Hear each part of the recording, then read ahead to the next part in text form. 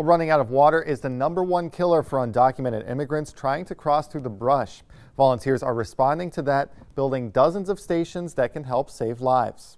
1,400 miles away from home, Maida Gonzalez, her husband and sister-in-law are in Falfurrias looking for their brother.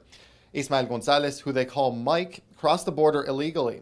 He called them on the phone after getting around the first Border Patrol checkpoint, and he said he wasn't well. He had a hard time, that he couldn't breathe, that he threw up.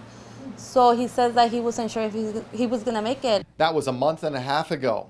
That's the last thing we know of him. They came in through the checkpoint. Maida and her family came from Los Angeles and found a man who crossed with Mike. One of the guys that he was crossing with told him that he stood behind, that he said he didn't want to walk no more, whatever, so he stood behind. 8 days later, a smuggler told the family he found Mike dead.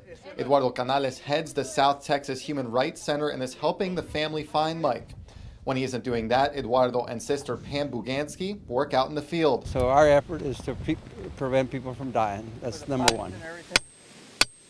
The South Texas Human Rights Center set up 61 blue barrels around Brooks County.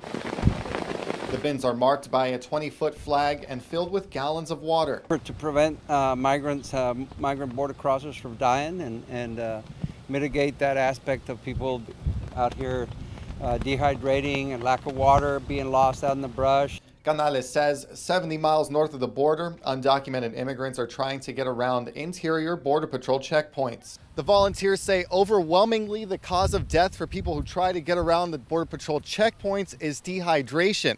And so the best thing that they can do with their limited time is provide bottles of waters for those immigrants to get. The way Canales sees it, this problem isn't going away. People migrate not because they choice, they want to migrate because they're forced out, and the economic situations in their sending countries pushes them out. Mike was 50 years old. His family says he lived in LA all his life before getting sent back to Mexico. He was trying to get back. It's hard. It's been really hard on the family. Now they've accepted his death, and all they want is closure. And so we could go on knowing, okay, we did found him.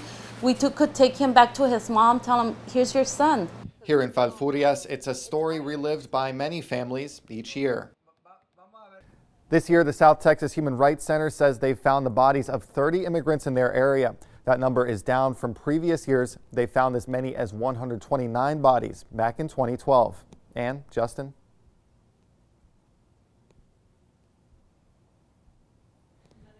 That's it.